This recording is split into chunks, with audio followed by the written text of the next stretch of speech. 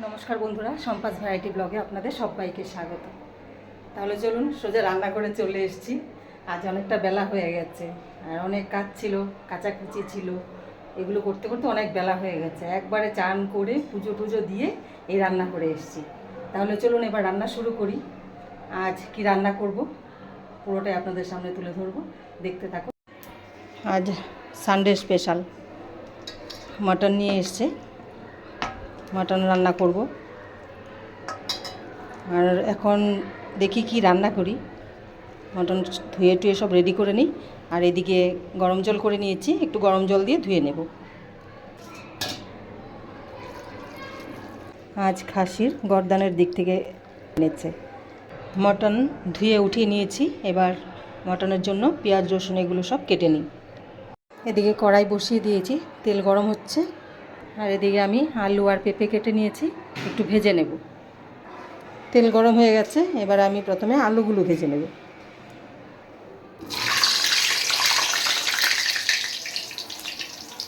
জল থেকে উঠিয়ে আলু দিলে খুব তেল ছিটে।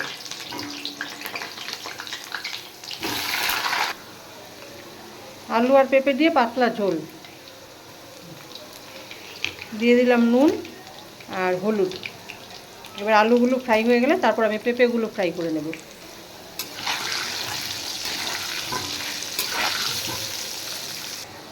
আলু ভাজা হয়ে গেছে, এবার এটা নামিয়ে আমি পেঁপেগুলো ভেজে নেব। এবার পেঁপে দিয়ে দিচ্ছি, নুন হলুদ দিয়ে দিয়েছি। এবার পেঁপে ভেজে উঠিয়ে নেব। পেঁপে ফ্রাই হয়ে গেছে, এবার নামিয়ে দেব। এবার আমি তেলে দিয়ে দেব গোটা গরম মশলা, জিরে, এলাচ, লবঙ্গ, দারচিনি আর গোটা শুকনো লঙ্কা আর সামান্য জয়িত্রী আর জায়ফল দিয়েছি। এবার আমি কুচিয়ে রাখা পেঁয়াজগুলো দিয়ে দেব।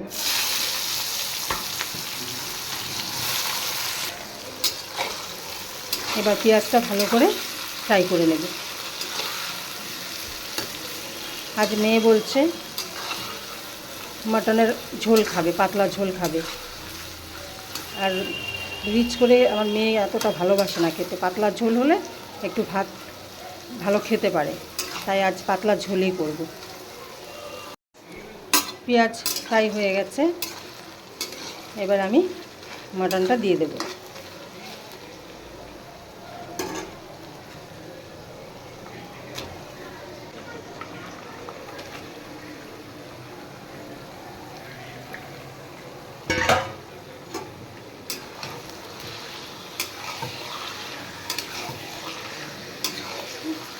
এবার মাটনটা ভালো করে একটু কষিয়ে নেব। মাটন আর পেঁয়াজের সাথে আর একটু ফ্রাই করে নিয়েছি, তাহলে ফ্লেভারটা খুব সুন্দর আসে। এবার আমি এক এক করে সব মশলাগুলো দিয়ে দেব। প্রথমে দিয়ে দিচ্ছি পেস্ট করে রাখা রসুন আর আদা।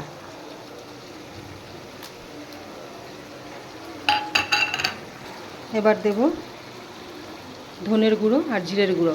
আর দেখুন ধনের গুঁড়োটা অনেকটাই বেশি, জিরের গুঁড়ো একদমই কম।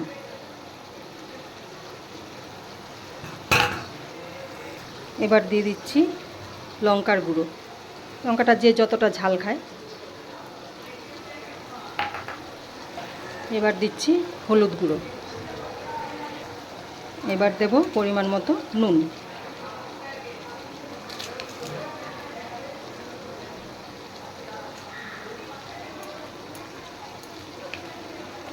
এবার সব মশলা দিয়ে মাংসটা ভালো করে কষিয়ে নেব। আর মটন যত কষানো যায় ততই টেস্ট বেশি হয়।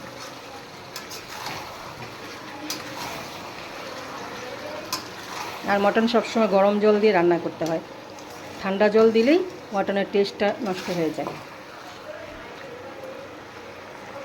এবার মশলার বাটিটা ধুয়ে হালকা একটু জল দিয়ে দেব। এবার কষিয়ে নেব।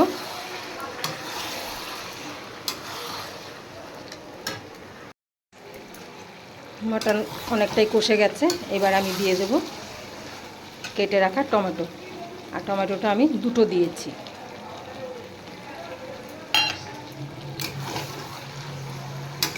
এবার দিয়ে দেব একটু চিনি, একটু চিনি দিয়ে দিলাম।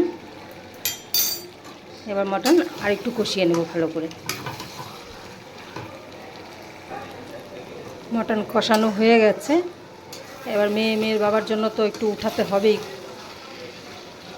মটন হলে ওরা কষা খাবেই, ওদের কষা লাগবেই। এবার একটু উঠিয়ে নিই মটন ওদের জন্য। এবার আমি দিয়ে দেব ভেজে রাখা আলু আর পেঁপে।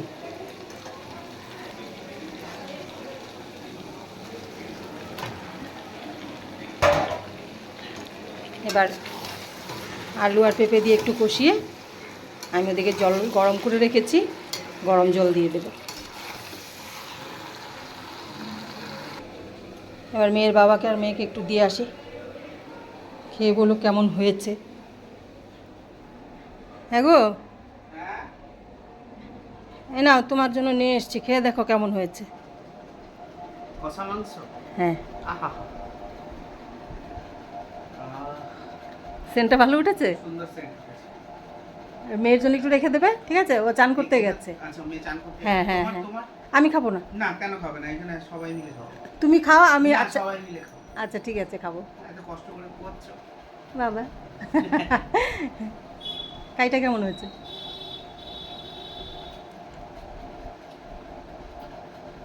তুমি ঝোল বানাবে? হ্যাঁ হ্যাঁ না হ্যাঁ। না, এমনি ঝোল বানাবে যেহেতু ওই জন্য হ্যাঁ। এর টেস্ট, কষাটার টেস্ট ঠিক আছে। ঠিক আছে না? তাহলে খেয়ে নাও। হ্যাঁ। এবার এদিকে গরম জল করে রেখেছি। এবার মটন তো কষানো হয়ে গেছে, এবার আমি গরম জল দিয়ে দেব।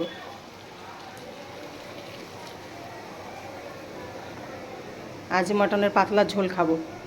মেয়ে আগের থেকে বলে যাচ্ছে, মা পাতলা ঝোল করছো তো, আমি কিন্তু রিচ খাবো না।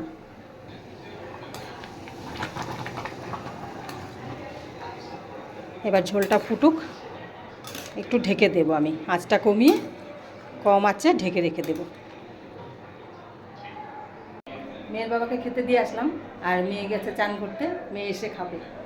এবার মটন তো হচ্ছে, এবার রান্না করব। মেথি শাক এনেছে, একটু মেথি শাক করব। আর ফুলকপি খেয়েছিলাম, ফুলকপির ডাঁটাগুলো রেখে দিয়েছি, খুব ভালোবাসি খেতে, মেয়ের বাবাও খুব ভালোবাসে। এবার কপির ডাঁটা একটু সর্ষে দিয়ে করব, আর মেথি শাক করব। তাহলে এগুলো সব কেটে নিই আবার মটন হতে হতে। মটনের ঝোল হয়ে গেছে, পাতলা ঝোল। আলু পেঁপে একদম ভালো সেদ্ধ হয়ে গেছে। এবার আমি দিয়ে দেব গরম মশলার গুঁড়ো।